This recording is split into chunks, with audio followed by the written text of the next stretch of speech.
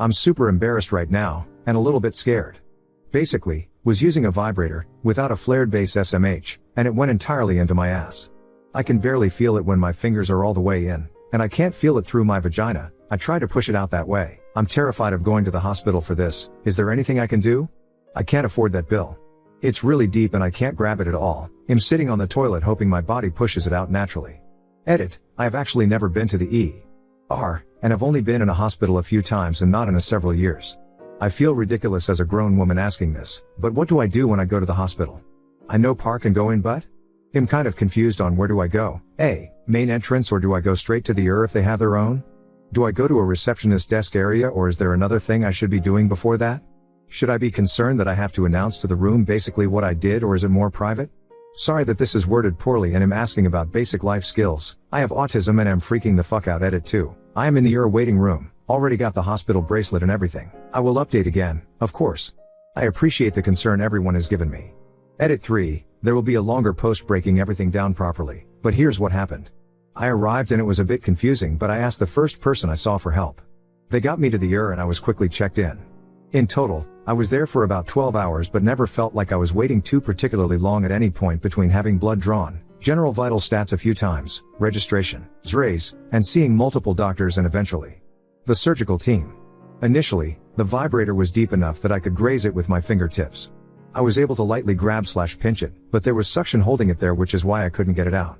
It moved up deeper into my colon over the course of several hours, going from a weird pressure to a somewhat sharp pain when moving certain ways at the end.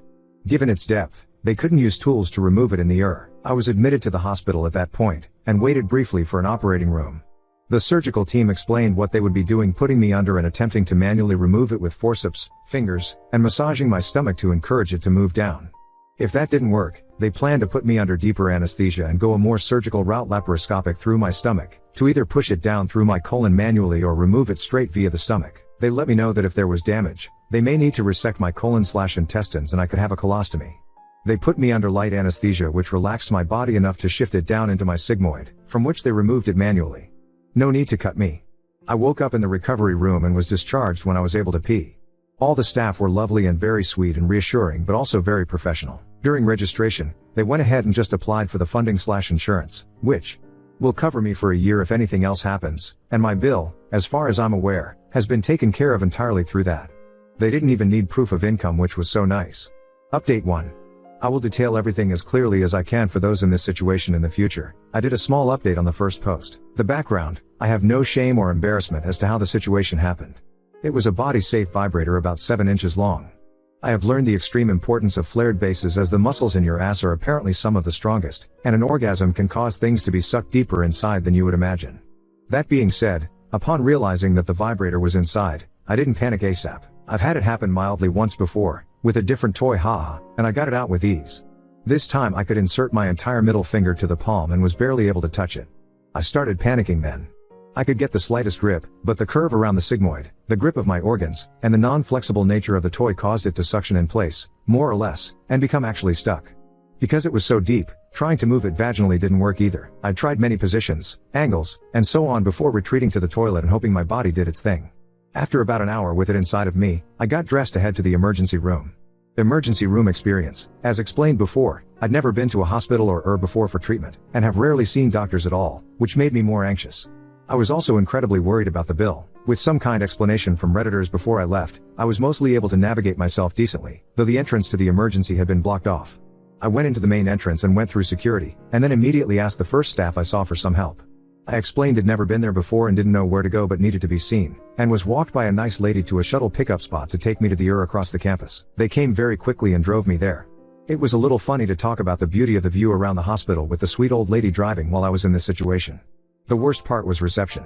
They were located immediately inside of the entrance to the ER, so I didn't have to look and find it.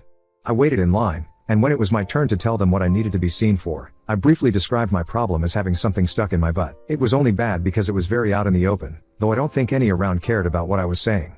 She asked what it was and was very relieved when I told her that it was a normal sex toy. Many other staff and doctors were also relieved finding out that information at various points. It was hilarious. They took some basic information, and then I went to the waiting room where someone came and took my vitals. I was called into a room pretty quickly where nurses took my blood, asked a few questions about the situation, and then I was taken to have my X-rays done. If I can access them, I will add a photo. After X-rays was my longest wait, which was in the results waiting room. They made sure multiple times that I wasn't in pain, and let me know to not drink or eat anything in case of surgery. I was taken to registration, where they went over my identity info and financial arrangements. It was very quick and they didn't ask much, just if I had insurance or not, no, and if I worked full-time, the number of people in my household, etc. I forget the exact wording, but she immediately applied for me to be covered under essentially what is the hospital's charity insurance. It will cover this visit entirely as a write-off, and I will be covered with the same program at that hospital for the next year. I did not even have to ask for this. This was done rather early into the visit, which was very nice as I was able to stop worrying about the financial impact that I definitely couldn't afford and put my full attention towards just being treated. I was called back to a patient room a few more times for privacy with doctors as we talked about the situation, and at one point to have the rectal exam to see if they could remove it in the ER. I was very nervous about that as I've never had an exam down there, but it was extremely quick and professional and didn't add any more unpleasantness to my situation, just a very well lubed finger up my butt. There was only one person in the room, another woman who did the exam. She had me do things during it like cough and bear down like I was giving birth. Unfortunately, the doctor was unable to even touch it at that point, which told her that it had migrated further up into my colon. Its final resting place was shockingly high on your right hand side, but on the front, belly side, put a finger on the very highest point of your hip bone. Raise your finger about 2 inches higher along your body towards your waist, and right there is where the vibrator was inside my body. The talks with doctors began to quickly involve surgeons at that point. After some more examination and discussion, they made the decision to admit me to the hospital and get me in line for an operating room.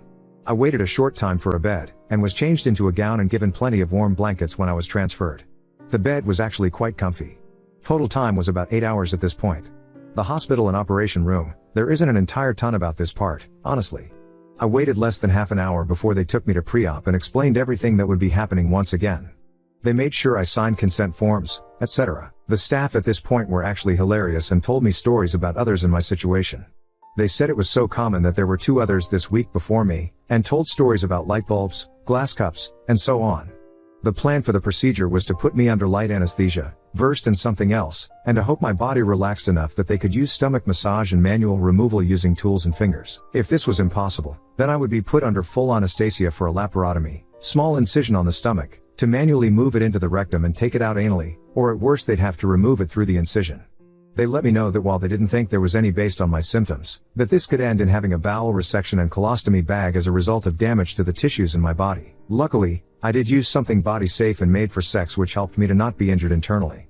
Regardless, it still could have easily perforated me, or caused tissue death, necrosis by blocking the blood flow with the extreme pressure. Neither of those are good for your digestive system, let alone any organ. I was taken to the operating room and transferred to the bed, strapped in, and so on. The staff was kind and chatted with me, and a nurse held me hand as I fell asleep. I didn't know I even fell asleep until I woke up. The meds are that intense and quick acting. They didn't have me count backwards or anything. After the operating room, and going home, I woke up in the recovery area and was given the news that it went perfectly, and much faster than they expected. My body did 99% of the work for them by relaxing and shifting it down itself, and they just helped it out. They did not give me the option to have the vibrator back, and I didn't ask nor want it anyway. As a result of it being quick, I was lightly sore all over as the anesthetic still needed time to filter out of my body. I was given as much juice as I'd like, and my vitals were taken again. The person there went over my results from everything including my blood work. I found out I need to take a multivitamin, but I'm otherwise seemingly healthy. They said I had to pee before I could leave, and I very quickly did. I was wheeled to the entrance where I was picked up, and was very happy to go home. I had been in the hospital, operating suite for about 4 hours when I left, bringing the total to about 12 hours from the time I got there until I left. As a side note, I was not allowed to drive myself home because of the anesthetic, and had to have someone pick me up, so be prepared for that. Ultimately, I have never been so happy to be able to fart. I'm slightly sore but nothing bad enough to even take Tylenol, though oomph. At no point during this was I in genuine pain, though it did get more and more uncomfortable, pressure-esque, feeling inside as it shifted deeper over time. It did entirely cut off my ability to pass gas and have a bowel movement, so I was basically bloated as well. The most pain I felt was around the time they were transferring me to the hospital to wait for the operation. It felt something like period cramps in my colon when I moved. On the staff, 10/10, honestly. From the very first security guard I saw when I walked through the door to the man who wheeled me out to leave, everyone was extremely nice. Everyone was kind, patient, professional, and most importantly to me, they were very human about it. They understood I was embarrassed and anxious, and made it as positive for me as could be. I did make sure to explain that I'd never even been to a hospital before, etc., so they went over things multiple times and in depth with me. I never felt like anyone was judging me, even if a few cracked a few smiles to be fair, even I was laughing about it a little. I was reassured at least 100 times that my situation was very common. Overall, this made me much more comfortable and confident in going and seeking medical care when I need it in the future, and helped me to be much less scared of going to the hospital. It's okay to be afraid, but don't let your fear hurt you. Doctors are there to help, and they did help me. On Redditors, you guys were also amazing. I'm a little miffed that my most upvoted post ever was on my throwaway, but oh well. I hope the attention makes the post easier for others to find. I saw the number of upvotes today and was shocked. Of course it's my ass that goes viral. Smile. Jokes aside, I am genuinely grateful for everyone who commented and messaged me, from to those with advice and jokes to those who just wanted to check in. I am awestruck by the support you all have given me. It made a huge difference. The emphasis on going to the hospital was needed, as otherwise I would have kept trying at home and would have only sought help when it was very painful, or I was actually hurt from it. Now on to second story. Discovered my husband's shocking homophobia when he demanded to cut my kids from my sister, who's been openly gay for years. Me and my husband have been married for 9 years and have a son, 12, and 2 daughters, 8 and 6. I have very demanding job and work long hours, so my sister watches our kids on weekdays because she works from home. The schedule is that I get the kids up and drop them off at my sister's house at 6:30 and then go to work. My sister feeds the kids breakfast and gets them to the bus stop. After school the bus drops the kids off and my sister gives them snacks and helps with homework until my husband picks them up at 5. I get home from work at 6:37. My sister and I are very close and I'm extremely grateful to her. She loves and spoils my kids. She's basically like a third parent to them. I pay for all her groceries and my kids help her around the house in return. On Monday I got an urgent call from my husband after he picked up the kids. He said that I needed to leave work immediately so I could come home to have an emergency discussion with him. I panicked and rushed home because he wasn't answering any of my calls after he hung up. When I got home my husband proceeded to dramatically tell me that my sister was gay. Apparently, when he got to her house her girlfriend was there and they kissed in front of him. I actually laughed when he told me this because my sister has been out since I was a teenager and her girlfriend and her have been together for 3 years. He is claiming that he thought her girlfriend was just her friend and that mentions of her being gay were just jokes. My sister's girlfriend doesn't come to a lot of family events because she travels for work and our family doesn't really talk about her being gay that often. Still I can't believe that he wouldn't have figured this out in the 13 years he's known her. It's been so long that I can't remember if I ever verbally told him that she's gay. My husband said that he doesn't want her around the kids anymore because she will influence them and wouldn't explain what that meant. I told him that I wasn't going to cut my sister out and he said I could still see her but not the kids because they are too young. I asked what the hell he expected to do for childcare if we couldn't use my sister and he suggested I take a week off work while we figure it out, which I absolutely cannot do. I didn't want to yell at him in front of the kids so I said I was going to take a walk to calm down and we would discuss this later. When I got back my daughters were crying and my son was upset. He told me that their father had told them they weren't allowed to see their aunt anymore because she was having personal issues. I blew up at my husband and told him that he was being bigoted and selfish and that I wasn't going to cut my kids off from their aunt who loves them because he was too stupid to notice that she's gay. Then I packed the kids up and went to stay with my sister. I have no idea what to do. I love my husband and I don't want a divorce but there's no way I'm gonna cut my sister off. I can't believe my husband didn't know she was gay but I don't know why he would lie about this. He's never said or done anything homophobic before. I know I shouldn't have yelled at him like that but I was furious that he said that to the kids. Any advice would be appreciated because I'm at a complete loss here. Update 1. After reading the comments I think that unfortunately you guys are right. This is so out of the blue that I was looking for reasons as to why he might not be a bigot but I think he just is. If it comes down to him or my sister I am choosing my sister. At this point I am so upset with him that I don't know if I would take him back if he came begging on his knees. He said what he said and he can't take that back. To answer some questions, we don't really talk about politics because he doesn't really engage. I will mention something and he'll just respond okay or uh-huh. Our life has been so hectic lately that we don't have a ton of alone time together and when we do we don't talk about politics. We live in a pretty liberal area and he's never expressed any right-wing beliefs to me before so I never thought that he had any different views. My sister being gay doesn't come up that much. Her girlfriend isn't around us or our kids a ton and my sister's sexuality isn't a topic of conversation because it's just something that is. Like she's gay and that's that so it doesn't really get discussed. I talked to my sister and she said that they don't really interact that much. When he comes to get the kids he will usually just say hello and nothing more. He's been ignoring my calls and texts so I'm going to go over to our house tomorrow when I know he's home and have a discussion with him. I'll post an update. Thanks for all the advice. Update 2. He wasn't answering any of my calls or texts so I went over to the house when I knew he'd be there to talk. After we sat down I said that the only way I would even begin to consider working this out was if he gave me the reason why he was suddenly acting like this, agreed to go to couples and individual therapy to work on his hurtful views and apologize to me, the kids and my sister.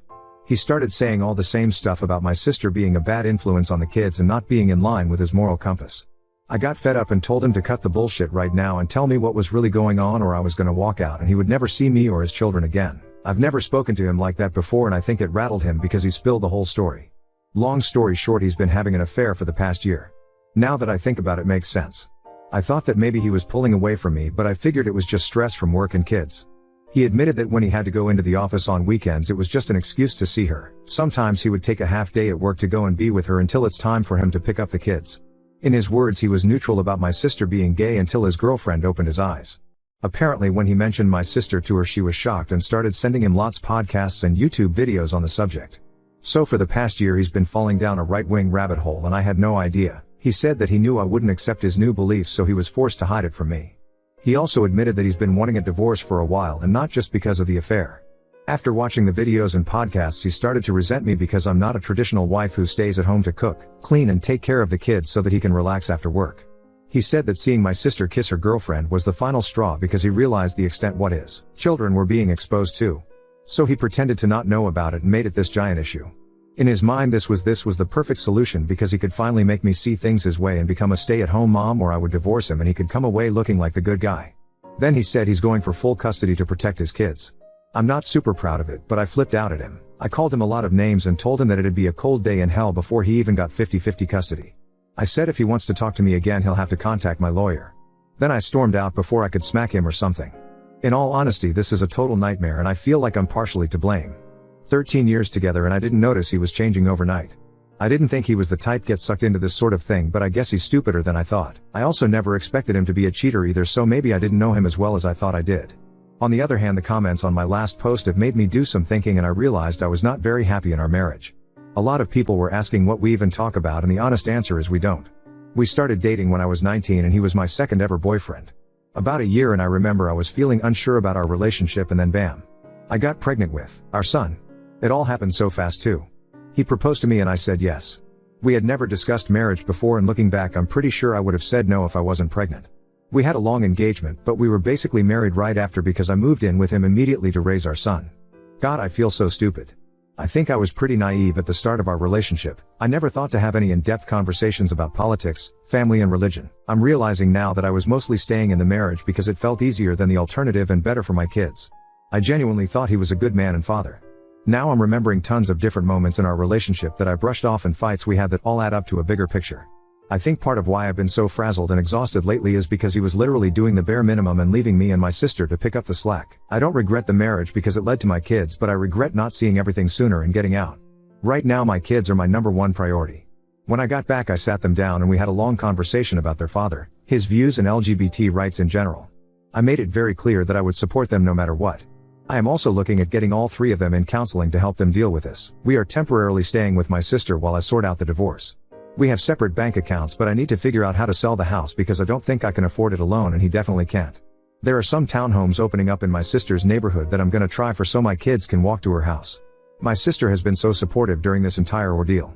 She and I had a long talk about everything with lots of hugging and crying. I feel awful for bringing a bigot around her, and I don't think I can ever repay her for all of the help and love she has given me and my children. She and her girlfriend have been helping out with the kids and the divorce stuff. Since her girlfriend is currently in town, I decided that I wanted me and kids to get to know her better, so this weekend we are all going to the museum and hopefully take my kids' minds off everything. What I'm most worried about is custody. I don't want my soon-to-be ex-husband and his girlfriend anywhere near my kids, but I'm not totally sure what to do. He's still their father and I don't want to keep them from having a relationship. I'm going for full custody, but should I ban him from seeing them entirely? My son and older daughter are very upset with him. My son doesn't want to see him at all, and I'm not going to make him if he doesn't want to.